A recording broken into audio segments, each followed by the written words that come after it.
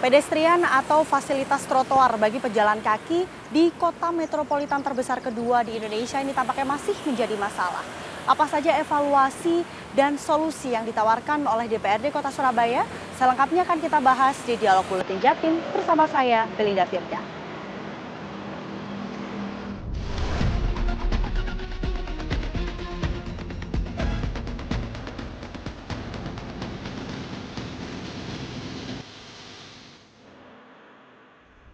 Pemirsa Dialog Buletin Jatim, kali ini kita membahas isu yang cukup hangat tampaknya ya, soal pedestrian. Pedestrian ini menjadi salah satu fasilitas untuk pejalan kaki, kita akan membahasnya di kota Surabaya. Kali ini sudah bersama saya, ada Mbak Herlina, anggota Komisi C DPRD Kota Surabaya. Selamat pagi Mbak. Pagi Mbak Sehat? Belinda, sehat. Alhamdulillah. Oke, Mbak, ini soal trotoar gitu ya di kota Surabaya. Sebelum kita membahas bagaimana fasilitas trotoar, kemudian apa langkah yang dilakukan, kalau kita melihat dari kebiasaan masyarakat kota Surabaya sendiri itu sebenarnya gimana sih dari DPRD menilai, Mbak? Kebiasaan masyarakat di Surabaya ini memang kalau kemudian aktivitasnya tinggi ya, hampir setiap masyarakat di Surabaya ini baik mulai usia sekolah sampai produktif itu aktivitasnya tinggi. Hanya saja memang yang perlu ditekankan bahwa aktivitas berjalan kaki itu yang belum terlalu tampak gitu di kota Surabaya. Artinya aktivitas tinggi itu lebih ke arah lalu lintas ya, lalu lintas yang kemudian padat di jalan raya kayak gitu. Oke, jadi secara aktivitas tinggi, tapi untuk kebiasaan berjalan kaki ini masih kurang gitu ya? Belum gitu ya? Oke.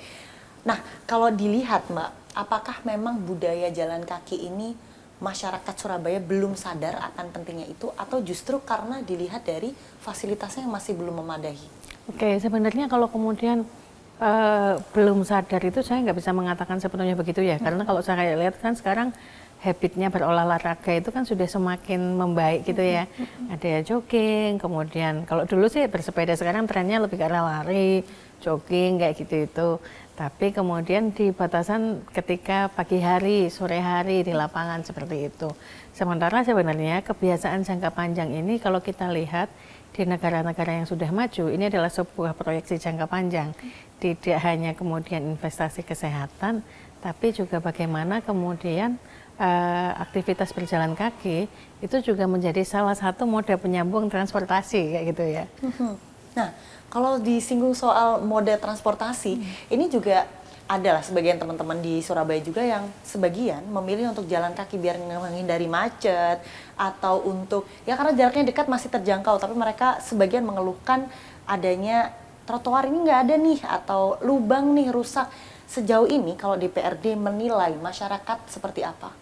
Oke, jadi kalau kita bicara kemudian sebenarnya kalau kemudian secara akal sehat ya, andai kata semua fasilitas memadai, bahkan saya pun juga akan memilih untuk naik moda transportasi umum gitu ya.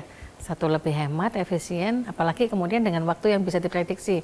Artinya kan akses-akses itu ketika ada, dia tidak akan kemudian ada jeda macet lah lama di perjalanan. Hanya saja memang perjalanan ke sana itu saya kira kita nggak bisa kemudian ngomong 1 tahun, 2 tahun, ternyata ini memang butuh proses kayak gitu ya.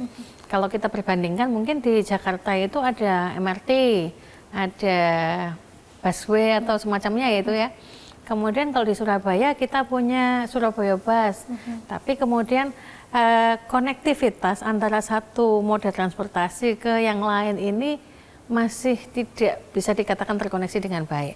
Artinya ketika setelah naik bis selanjutnya kemana nih? Apakah kemudian ada, kalau kami mengistilahkannya itu feeder ya, jadi alat transportasi yang menyambungkan.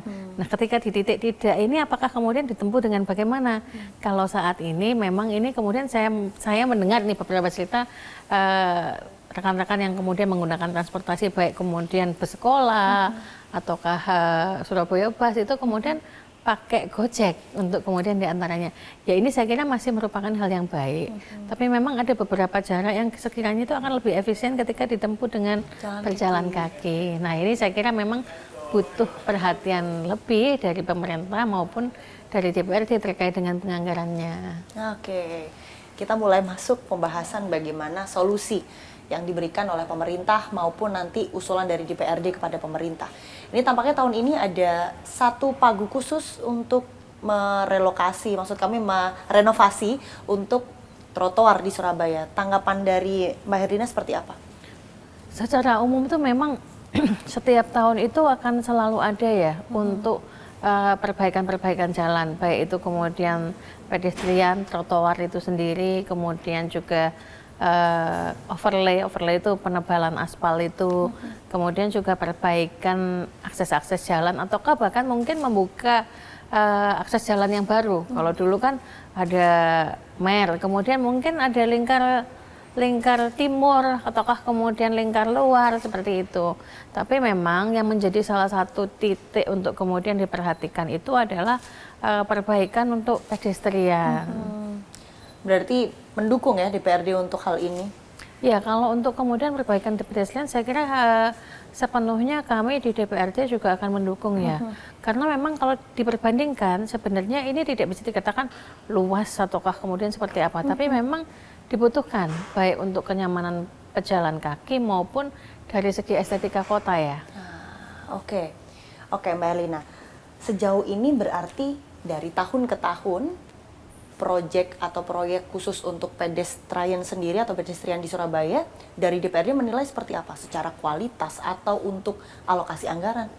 Oke, jujur saya itu pernah mengalami masa-masa iri dengan kota lain, yang mana kemudian saya melihat pedestriannya itu nggak yang cantik gimana, bukan dari keramik seperti apa, tapi kokoh.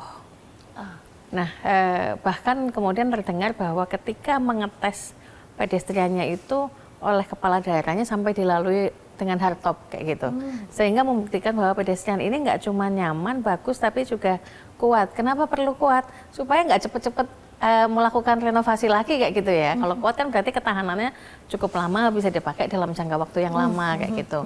Nah, sehingga untuk pembangunan pedestrian di kota Surabaya ini kami menyarankan tidak lagi kemudian menggunakan keramik ataukah seperti apa. Kenapa? Satu, dari segi estetika memang bagus. Tapi kemudian dari segi kekuatan kita tahu bahwa kadang-kadang pedestrian itu mungkin pernah dilintasi, walaupun seharusnya nggak boleh ya, ketika dilintasi motorkah ataukah kemudian kadang-kadang karena faktor usia itu terus kemudian jadi pecah kayak gitu ya, dan itu membahayakan untuk pejalan kaki.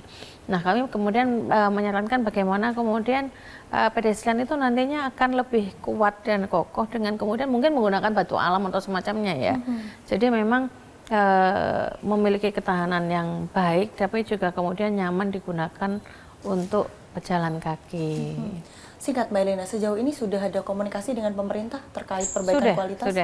Sudah. Memang ada beberapa titik yang kemudian sudah dilakukan perbaikan dan kemudian sejak tahun kemarin sih sebenarnya kami sudah menyampaikan agar kemudian lebih mengedepankan tidak hanya estetika tapi juga dari segi ketahanan dan kualitas itu tadi. Oke, berbicara soal yang rusak berarti tahun ini fokus pada pembangunan yang belum ada atau untuk perbaikan trotoar yang rusak? Tahan dulu, Mbak Herlina. Pemirsa jangan kemana-mana, tetap di Dialog Buletin Jatim.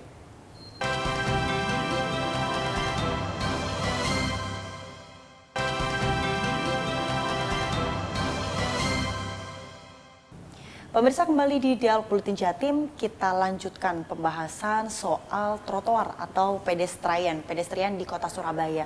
Mbak Herlina, tadi sudah kita singgung bahwa ini menjadi soal yang akan terus diperhatikan oleh DPRD Kota Surabaya, dan tahun ini juga ada pagu khusus untuk pembangunan maupun perbaikan. Apakah ini juga masuk secara detail, Mbak, di anggaran untuk sebagian trotoar yang sudah rusak? Secara detail pasti diatur. Jadi setiap anggaran yang lahir di kota Surabaya ini kan berdasarkan dari perencanaan ya, yang sudah dikerjakan 1 tahun sebelum sekurang-kurangnya. Bahkan kalau kemudian tuh usulan itu adalah yang kemudian berasal dari masyarakat, itu tidak cukup hanya 1 tahun kayak gitu. Nah, untuk kemudian pedestrian ini karena menyangkut fasilitas umum, maka nantinya sudah ada perencanaan yang kemudian dilakukan. Jadi baik kemudian direncanakan di titik mana, diestimasikan besaran anggarannya berapa, maupun nantinya apakah menambah ruas baru ataukah kemudian sekedar memperbaiki kayak gitu ya. Oke, berarti memang sudah ada ya Mbak secara detail. Tahun ini tampaknya rencana ada 4 titik utama Mbak yang nanti akan diperbaiki atau mungkin dibangun yang baru di Jalan Kiai Haji Mas Mansur, Raya Kertajaya, Manyar Kertoajo sama sekitar Stasiun Gubeng. Ada alasan nggak Mbak? Kenapa akhirnya 4 titik itu yang jadi fokus? Sebenarnya kalau kemudian melihat alasan, memang sebenarnya ada garis kesamaan ya. Satu, memang di sana itu beberapa titik yang kemudian merupakan pusat keramaian. Lalu yang kemudian berikutnya memang dinilai memang di sana aktivitas orang berjalan kaki dari satu tempat ke tempat lain itu akan cukup tinggi lah misalnya. Sama seperti misalnya kalau kita mengambil contoh itu di Jalan Tunjungan kayak gitu ya. Pedestriannya mutlak harus oke. Kenapa? Walaupun tidak sering berlalang tapi memang banyak masyarakat yang kemudian memanfaatkan ruas jalan itu, sehingga itu memang menjadi salah satu fokus-fokus utama yang kemudian perlu dilakukan perbaikan-perbaikan gitu ya. Begitu juga Kiai Haji Mas Mansur ya, di sana dekat dengan kawasan religi, yang kemudian pasti juga akan ada aktivitas lalu lalang pejalan kaki di sana. Tapi memang dalam proses-proses tersebut biasanya selain kemudian pertimbangan banyaknya masyarakat yang lalu lalang di sana, juga kemudian diperhatikan kemungkinan akan ada aktivitas dari satu moda transportasi ke moda transportasi lainnya, dimungkinkan seperti itu. Oh, ini transit begitu ya, turun perlu jalan kaki baru pindah ke transportasi yang lain. Tapi sebenarnya selain pertimbangan itu tadi ya Mbak, 4 titik yang akhirnya jadi fokus utama, apakah warga Kota Surabaya ini bisa mengusulkan titik-titik mana yang memang perlu diperbaiki atau dibangun trotoar baru? Bisa, sebenarnya memang selalu ada pintu-pintu untuk warga Kota Surabaya itu mengusulkan usulan-usulan itu. Baik yang kemudian sifatnya itu adalah untuk perbaikan sarana prasarana yang kemudian di sekitar huniannya, baik yang kemudian sifatnya umum kayak gitu. Jadi misalkan kayak saya nih ya, saya dulu semasa tahun awal-awal saya menjadi anggota dewan itu kalau nggak salah 2010-2011 itu cukup lama. Ada masyarakat yang kemudian mengusulkan bagaimana ada perhatian untuk rumah-rumah cagar budaya. Jadi pada saat itu di rumah peninggalan Hos Cokro Aminoto itu ada juru kunci yang kemudian harus diperhatikan. Nah itu ada usulan dari masyarakat juga seperti itu. Secara spesifik seperti itu spesifik. Ya? Jadi dimungkinkan. Kemudian ada juga usulan, karena saya periode yang sebelumnya di Komisi C juga ya. Oh ya. Jadi berapa periode. Nah kemudian ada juga yang kemudian mengusulkan perbaikan jembatan yang di Gemblongan. Itu jembatan itu termasuk cagar budaya. Masyarakat boleh mengusulkan itu dan alhamdulillah kemudian pemerintah kota mempersiapkan anggarannya untuk kemudian melakukan rehab-rehab semacam itu juga. Jadi masyarakat diperkenankan memberikan usulan seperti itu. Bahkan sebenarnya kemungkinan nih ya kayak Kiai Haji Mas Mansur, kemudian di Gubeng, itu saya yakin juga merupakan beberapa usulan masyarakat ya. Kenapa? Satu juga dekat dengan stasiun mungkin, kemudian juga dekat dengan kawasan religi, sehingga diperlukan pedestrian yang lebih nyaman dan aman untuk pengguna. Oke, Mbak sejauh ini kira-kira urgensi titik selain 4 utama tadi, Mbak Herlina melihat nggak sih ada area lain yang perlu diperhatikan trotoarnya? Banyak sih sebenarnya kalau kemudian perlu diperhatikan ya. Misalkan kemudian seputaran di jalan ini yang dari Gubernur Suryo sampai dengan kemudian ke Jalan Yosudarso. Ini memang sudah cukup baik. Tapi mungkin nanti ke depan butuh diberikan penerangan lebih misalkan. Ataukah kemudian yang kemudian di sekitaran Jalan Urip Sumoharjo, di sana juga aktivitasnya juga cukup tinggi ya, tapi tampaknya kondisinya juga butuh diberikan sentuhan seperti itu. Jadi sebenarnya PR-nya itu tidak hanya 4, tapi banyak kayak gitu loh. Tapi kemudian karena ibaratnya itu anggaran ini memang harus diiris setipis-tipis mungkin sehingga banyak kemudian wilayah yang membutuhkan. Oleh karena itu kadang-kadang ada pengajuan yang tertunda. Tapi kami berharap banyak usulan-usulan dari masyarakat yang kemudian bisa diberikan tempat untuk menjadi skala prioritas untuk pelaksanaan. Mbak, sedikit kita singgung soal anggaran. Seberapa besar sih Mbak kalau kita lihat prosentase atau angkanya bisa kita sebutkan di masyarakat untuk tidak hanya trotoar, mungkin perbaikan jalan? Secara umum itu kalau kita katakan anggaran untuk kemudian pembangunan di kota Surabaya ya, dimungkinkan memang mencapai angka 10% dari seluruh kemudian APBD di kota Surabaya. Katakanlah kemudian APBD itu di angka 11 triliun, mungkin secara umum anggarannya bisa mencapai 1 triliun sekian. Hanya saja kemudian kalau dibagi-bagi lagi secara spesifik, ada yang kemudian untuk pembangunan saluran, ada yang kemudian untuk pavingisasi, ada juga untuk overlay jalan beraspal, termasuk kemudian penanganan masalah banjir di kota Surabaya, dan kemudian di dalamnya itu ada anggaran untuk pedestrian. Kalau kita melihat 450 miliar ini tampaknya Mbak, apakah itu full untuk trotoar atau akan ada pembagian yang lainnya? Ada pembagian yang lain ya. Kalau kemudian saya terus terang untuk kemudian detailnya itu taruhlah kemudian 1 triliun ya. Mungkin 450 miliar itu larinya untuk perbaikan jalan, yang diantaranya adalah untuk pedestrian.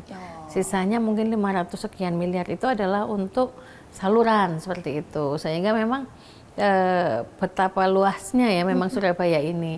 Memang tidak menjadi PR yang mudah saya kira untuk kemudian menuntaskan masalah pembangunan jalan di kota Surabaya ini. Ya, mengingat aktivitasnya cukup tinggi juga ya, Mbak. Aktivitasnya cukup tinggi, kotanya cukup luas, tapi kemudian mau tidak mau saya menyampaikan bahwa pasca COVID itu kemudian keuangan di kota Surabaya ini belum bisa dikatakan benar-benar stabil ya. Artinya kita masih melakukan rasionalisasi, efisiensi di sana sini, yang kemudian juga menyebabkan beberapa usulan itu tertunda.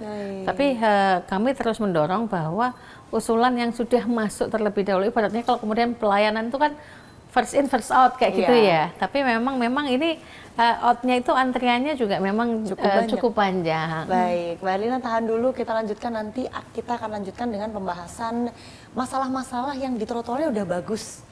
Jangan kemana-mana pemirsa, tetap di Dialog Buletin Jatim.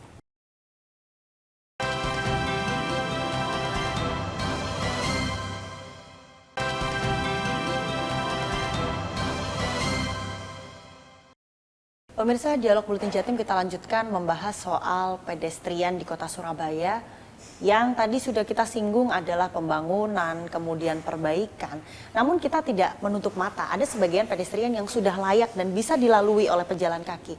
Namun tampaknya masih menjadi masalah karena disalahgunakan oleh sebagian masyarakat. DPRD melihat ini gimana, Mbak Erlina? Jadi kadang-kadang kami memang mereminder melalui dinas ya, karena kan tugas kami bukan kemudian sebagai eksekutornya, itu kan di eksekutif gitu ya. Kami kemudian berdasarkan pengawasan yang di masyarakat kemudian melihat bahwa kadang-kadang pedestrian itu juga fungsinya itu tidak hanya sekedar dilewati oleh pejalan kaki, tapi memang ada yang kemudian dilintasi. Kalau dilintasi itu kan artinya cuman sekejap saja ya. Tapi ada juga yang kemudian parkir-parkir itu juga makan badan jalannya pedestrian, sehingga yang idealnya untuk dilalui orang jalan kaki, tapi karena kemudian tuh di sekitaran tempat usaha menjadi tempat untuk transitnya parkir kendaraannya usaha tersebut. Nah ini kemudian saya menyampaikan kepada pemerintah kota agar kemudian bentuk keadilan itu bukan berarti kita harus selalu melayani ya, tapi juga kemudian bagaimana mengedukasi masyarakat supaya kemudian juga memiliki tanggung jawab ya. Ini sudah dibangun nih, kalau kemudian anggarannya habisnya untuk merenovasi yang di sana lagi, apalagi karena kemudian kesalahan penggunaan di sana, itu menjadi tidak adil untuk masyarakat yang lain. Sehingga memang nantinya memang diharapkan ya yang kemudian kerusakan itu apabila akibat penyalahgunaan, maka yang menanggung resikonya bukan lagi kemudian pemerintah karena yang punya areanya kayak gitu ya, tapi kemudian bagaimana para pemilik usaha itu juga ikut bertanggung jawab seperti itu. Sejauh ini udah ada nggak Mbak langkah untuk hal itu? Yang bertanggung jawab tidak hanya pemerintah, tapi ke pengusaha? Sejauh ini biasanya diperingatkan sih ya, diperingatkan. Karena untuk kemudian perbaikannya sih saya melihat kok kayaknya kok belum ada ya. Karena memang secara regulasi itu memang kita harus juga menetapkan sanksi terkait dengan hal tersebut. Belum ada berarti Mbak sejauh ini? Sejauh ini saya melihat kok belum ada kayak gitu ya. Entah kalau ternyata ada yang kemudian melakukan itu boleh diacung jari sebagai pola belajar untuk yang lain kayak gitu ya. Oke, kesadaran dari pengusaha Ya. sendiri ya. Mbak, tapi tidak hanya para pengusaha ya, ada juga yang mereka berjualan di trotoar. Kemudian tadi parkir sudah disinggung, ada juga sebagian trotoar ini yang tidak menjadi trotoar tapi sudah menjadi taman. Nah, ini gimana Mbak? Memang dilematis ya. Iya. Dilematis ya. Pengen bisa dilalui semua, kalau nggak ada ijo-ijonya katanya juga kurang cantik kayak gitu ya. Dikasih taman tapi kemudian satu sisi akhirnya terputus nih, akhirnya harusnya lempeng jalan tapi kemudian agak harus melipir turun. Belum lagi mohon maaf ketika ada saudara kita yang disabilitas berarti juga nggak bisa melalui itu gitu kan ya. Ini memang menjadi beberapa PR, tapi memang tidak semua ruas jalan itu benar-benar akan dipergunakan sepenuhnya untuk akses pedestrian kayak gitu. Ada yang kemudian di tengahnya itu ada pohon yang cukup besar kayak gitu. Nah ini memang kita nggak bisa juga menebang sembarangan ya, karena memang untuk menebang pohon itu satu selain ada izinnya, kemudian juga harus mengganti dengan berapa ratus pohon juga kayak gitu. Oke. Jadi memang ada beberapa pertimbangan lah ya Mbak, Iya. akhirnya kenapa tidak semua titik di kota Surabaya itu ada pedestriannya. Mbak, kalau tadi menyinggung soal fungsi DPR, ini kan salah satunya juga pengawasan. Apa nanti langkah yang dilakukan oleh DPR untuk mengawasi anggaran pembangunan pedestrian? Oke, kalau kemudian terkait dengan pengawasan pada pembangunan pedestrian, yang pertama kemudian kami secara aktif akan melakukan koordinasi ya dengan dinas-dinas yang mana kemudian mereka punya anggaran tersebut, sehingga nantinya usulan-usulan baik kemudian skala prioritas yang sudah direncanakan, yang sudah tercantum di APBD tahun berjalan itu benar-benar bisa terrealisasi. Yang kemudian berikutnya dari segi pengawasan itu juga kemudian mencermati wilayah-wilayah yang kemudian mungkin dari kacamatanya pemerintah itu tidak tampak ya, tidak tampak untuk kemudian dilakukan perbaikan, tapi memang butuh untuk dilakukan. Nah ini juga kemudian membutuhkan peran aktif dari masyarakat. Apabila memang kayaknya di sini tuh kok lama banget nggak ada action apa-apa nih, itu masyarakat juga boleh untuk kemudian mengusulkan hal tersebut. Kalau kemudian sekarang usulan itu kan banyak banget ya wadahnya ya, ada kemudian melalui kontak senternya pemerintah kota, atau kadang nggak jarang juga ada yang kemudian mampir lewat DM-nya di IG kayak gitu. Bisa ya? Itu juga kemudian juga ada kayak gitu. Tempat saya itu ada yang kemudian ini banjir ataukah kemudian seperti apa nggak tertangani, itu juga ada kayak gitu ya. Walaupun memang saya biasanya mengatakan kepada masyarakat, saya itu memang juga bukan malaikat ya yang kemudian sekejap gitu kemudian sudah jadi kayak gitu ya, tapi minimal apa yang kemudian disampaikan masyarakat itu akan ditampung dan kemudian diwujudkan aspirasinya. Nah kalau kemudian terkait pedestrian juga kami juga kemudian meminta bahwa dari segi kualitas pemerintah kota benar-benar melakukan evaluasi secara sungguh-sungguh lah kemudian. Bahkan kemudian saya juga menyebutkan, coba kemudian kita Surabaya itu kan sudah diasumsikan sebagai kota paling besar se-Indonesia. Tapi kita nggak bisa loh mengatakan bahwa tidak ada kota lain yang lebih bagus dibandingkan Surabaya. Karena faktanya kota-kota di daerah-daerah itu juga berkembang. Kota-kota di daerah-daerah itu juga kemudian karena mengejar pembangunannya ya, menunjukkan karakteristik yang kemudian spesifik sehingga kadang-kadang ada juga yang lebih baik. Artinya sebagai kota yang paling besar, kita juga nggak boleh nih gengsi untuk kemudian melakukan studi tiru kepada daerah-daerah kayak gitu. Nggak cuman kemudian kalau mengibaratkan pedestrian ideal kemana sih, mau studi bandingnya kemana sih, misalkan ke Singapura, ke Tokyo kayak gitu, kayaknya juga kejauhan. Iklim di sana juga beda dengan iklim yang ada di Indonesia. Jadi kemudian kita mungkin akan lebih tepat ketika memperbandingkan dengan kota-kota juga yang ada di Indonesia juga. Baik, semoga ini bisa menjadi satu solusi ya, Mbak Herlina, untuk pejalan kaki di kota Surabaya. Kalau kita melihat habit masyarakat sudah menjadi lifestyle 10.000 langkah setiap hari, atau apapun itu upaya mereka untuk menjaga kesehatan.